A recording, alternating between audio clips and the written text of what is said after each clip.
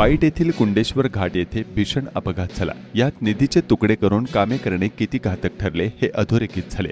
याच पार्श्वभूमीवर पाईट गावाच्या शेजारील हेदरूज वाशेरे आणि अन्य गावांना जोडणारा हेदरूज खिंड घाट रस्ता देखील चर्चेत आला आहे।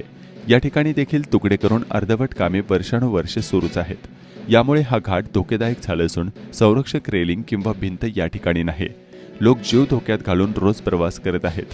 आता तरी हेदरूज गावाच्या बाजूने घाटात जाणाऱ्या भागात काँक्रिटीकरण रस्ता, सुरक्षा रेलिंग यांसह सौर पथदिवे खिंडीत लावण्याची मागणी स्थानिक नागरिक करत आहेत। माझं नाव दिनेश शांताराम मेतगे, मी अवधरगावचा रहिवासी आहे। मी कामाला ह्या हेदरूज वाशेरे ही जी खिंड आहे, हेदरूज खिंड, ह्या खिंडीतून रोज मी चाकण MIDC कामाला जातो। तर ह्या खिंडीची अशी परिस्थिती आहे की कितीतरी लोक त्यांचा व्यवसाय आहे, दुधाचा व्यवसाय असो किंवा मग तुमचा भाजीपाल्याचा व्यवसाय असो किंवा तुमची दळणवळण असो, तर ही जर उत्तम सोय जर तुम्ही जर केली ह्या खिंडीमध्ये, कारण का इथे खड्डे भरपूर पडलेले आहेत आणि ह्या खड्ड्यांपासून जीवघेती परिणाम होतो आहे। तर ह्या खड्ड्याचं काम तुम्ही रस्त्याचं काम थोडं रुंदीकरण केलं पाहिजे, रुंदीकरण वाढवलं पाहिजे। याच्याने अपघात होणार नाही याची तुम्ही खात्री केली पाहिजे। ह्या खिंडीचं असं वैशिष्ट्य आहे, कितीतरी वर्ष झाले ह्या खिंडीची सगळे असे पंचक्रोशीतील लोक, सरपंच, आजी चेअरमन हे सुद्धा जाऊन कितीतरी वेळा लेटर देतात की ह्या खिंडीचं तुम्ही काम करा।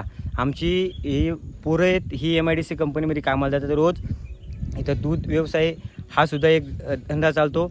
तुम्हाला एक सांगतो की ह्या खिंडीमध्ये ज्या प्रकारे आपली ही ग्रामीण भागातली मुलं येतात, शिकतात, कामाला जातात, उद्योगधंदा करतात किंवा बिझनेस असेल त्यांच्या बिझनेसला जातात, ह्या खिंडीमधून रात्रीची जातात, दिवसा जातात।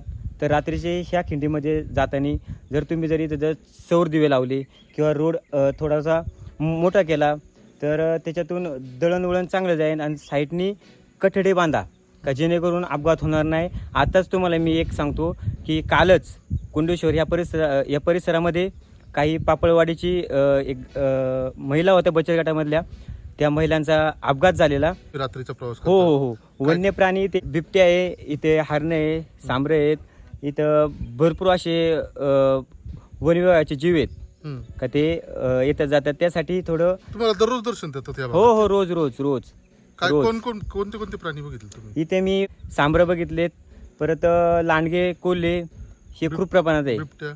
बिबट्या पण पाहिले आहे, बिबट्या तर आहेच आहे, आता पण आहेच आहे। ओके, रामदास किसन बच्चे, बरं तुमचं गाव कोणतं? बच्चेवाडी।